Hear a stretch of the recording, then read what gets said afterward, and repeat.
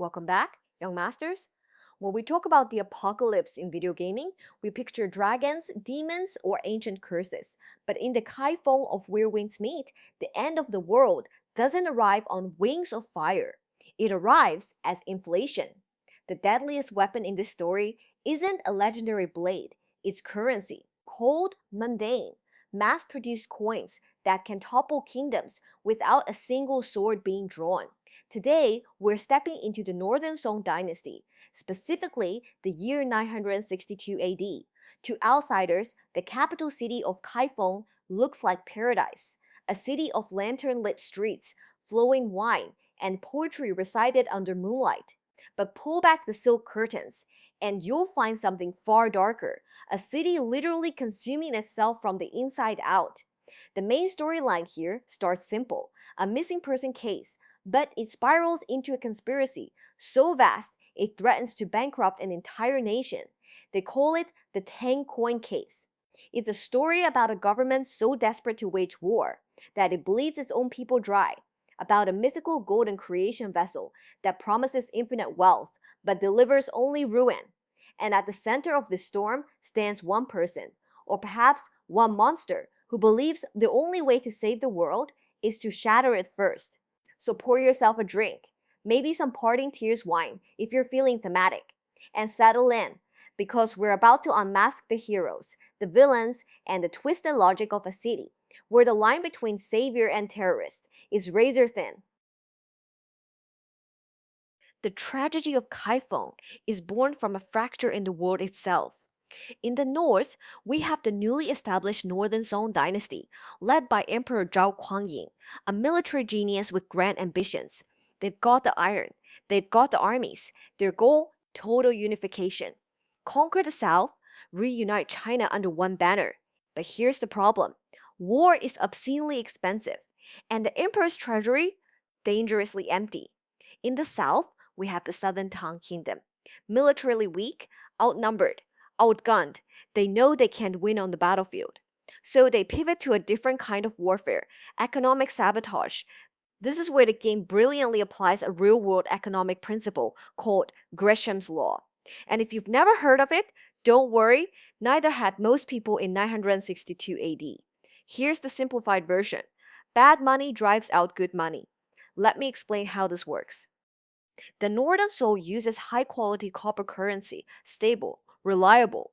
These are Song coins, the real deal. The Southern Tang, however, starts mass-producing cheap, low-quality iron coins, what the game calls Tang coins.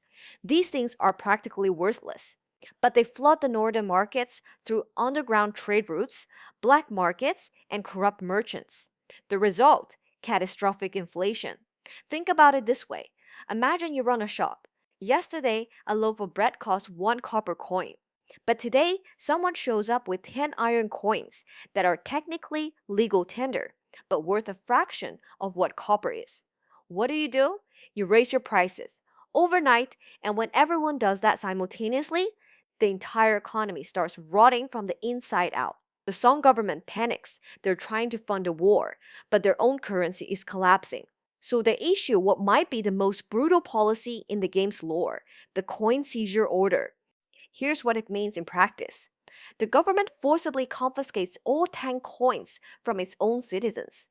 But here's the kicker. They refuse to exchange them for real money. No compensation, no reimbursement. Imagine waking up tomorrow morning, checking your wallet, and being told, sorry, all that cash you've been saving?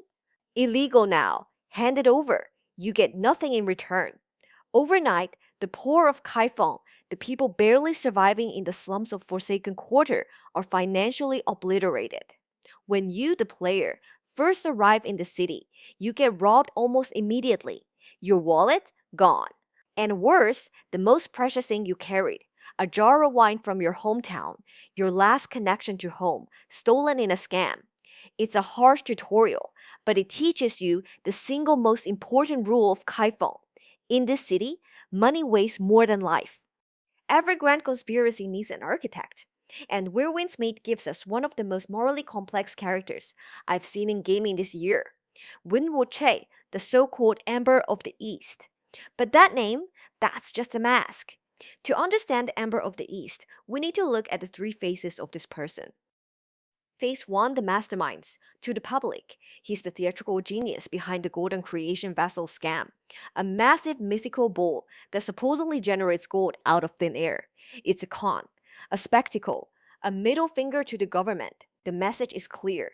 If this magic bowl exists, why is the emperor stealing pennies from starving families? Why doesn't he just use the bowl to feed us? It's performance art as psychological warfare, and it works. The people start questioning everything. Phase 2, the victim. But here's where things get tragic. Isn't some mustache twirling villain? She's a product of a place called Weirang City. Think of Weirang not as a city, but as a symbol. It's unregulated capitalism, taken to its absolute, horrifying extreme. The ruling philosophy of Weirang can be summed up in two words: consuming souls. It means devouring the humanity of others for profit, turning people into commodities. Loyalty, compassion, weaknesses to be exploited. Wen Wuqie was once a god of wealth there, a financial prodigy, untouchable, until the day she made one fatal mistake. She showed mercy. Her family ordered her to sacrifice her own mother for a business deal. She refused, so they crippled her, betrayed her, threw her out like garbage. That's the world that created her, a world where love is a liability. Phase 3, Ying. But this is where everything changes. Dying in the filth of Kaifeng slums, Wen Wuqie is found by an elderly woman, Granny Turtle. She's senile, lost in her memories, and she mistakes this scarred, broken person for her long-lost daughter, a girl named Ying Ying. At that moment, Wen Wuqie makes a choice. She doesn't correct her. She doesn't walk away. The Amber of East becomes Ying Ying. For the first time in her life, someone loves her unconditionally. Not for her brilliance, not for her wealth, just because. And so this ruthless manipulator, this criminal mastermind, working with enemy agents to destroy a nation's economy, she lives a double life. By day, she's the Amber of the East, orchestrating chaos. By night, she's a dutiful granddaughter, protecting one fragile old woman's peace. The paradox. So here's the question the game asks you. Why is she doing this? Why work with the Southern Tang to sabotage her own country? The answer is layered. Revenge. The Emperor of East needs power, enough to return to Weibian City and burn it to the ground to make the people who destroyed her pay. But also redemption. By creating controlled economic chaos, she's forcing the emperor's hand. If the treasury is empty, if the ships are destroyed, if the granaries are looted, the war can't happen. And if the war doesn't happen, the people of Forsaken Quarter, Granny Turtle, the orphans, the families barely scraping by, they won't be drafted. They won't die on some distant battlefield for a war that doesn't concern them. She's the dark knight of economics, becoming the villain to save the city. Wen Wuqie is the strategist, the chess master. But she can't execute this plan alone. So she assembles a team. Let's call them the Alliance of the Broken. These are people the Northern Song dynasty has chewed up and spit out. People with nothing left to lose. Rong Yuan, the saboteur. First, we have Rong Yuan, a genius engineer. She's the architect of the Quintadent warship, the pride of the Song Navy. A vessel so advanced, so devastating, it could single-handedly turn the tide of the invasion. But her heart filled with ash. Her father was a loyalist to the previous dynasty. When the Song took power, he burned himself alive in protest. She watched him die, believing the world had no place for loyalty anymore. So what does she do? She builds the greatest fleet of the age and rigs every single ship with explosives. Her plan? Detonate her entire life's work. Sabotage the invasion before it even begins. Zhang A, the Robin Hood bureaucrat. Next is Zhang A, the logistics expert. He's a man haunted by what he calls the impotence of kindness. Years ago, his family was slaughtered because he tried to help a stranger. That act of compassion cost him everything. Now, he's learned to play the system. He poses as a government official in charge of the ever-normal granary, the National Grain Reserve, meant to feed the army during wartime. But while the government hoards food, letting civilians starve in the streets, Zhang A is secretly funneling those reserves into the black market. He's a bureaucrat by day, a thief by night, stealing from the state to feed the people the state abandoned. The Tao Lord of the Nine Mortal Ways, the Orphan Trinity. And finally, the Tao Lord of the Nine Mortal Ways. This character rules the underground ghost market, a shadowy bazaar where anything can be bought or sold. Weapons, secrets, lives. You'd expect some ancient, all-powerful sorcerer. The Lord is actually three orphan girls, Fu, Lu, and Shou. Their names mean fortune, prosperity, and longevity in Chinese. They were slaves in a fighting pit, forced to kill for entertainment until someone saved them. Now they survive by pretending to be something they're not. Stacking themselves under a robe and mask, speaking in unison, projecting power they don't actually possess. Their existence is a metaphor. In a cruel world, the weak must band together and wear the mask of strength just to survive one more day. The plan? Together, they execute Wen Wuchei's master plan. Destroy the currency, expose the government's lies, sabotage the warships, make invasion impossible, empty the granaries, starve the war machine, total, systemic, sabotage. But if Wen Wuchei is the necessary evil, the game gives us a mirror to show what pure evil looks like. Enter Shi Zhen, the black god of wealth. Shi Zhen represents what Wen Wuchei could have become if he'd fully embraced the philosophy of Weiyang City. He was once a small, honest merchant, a man who believed in fairness, in treating people with respect. But Weiyang destroyed him, taught him a brutal lesson. There's a line in the game's lore where Shi Zhen explains his worldview. You have to be more vicious than a rabid dog to survive. He murders the real magistrate and steals his identity using a forbidden technique called face changing.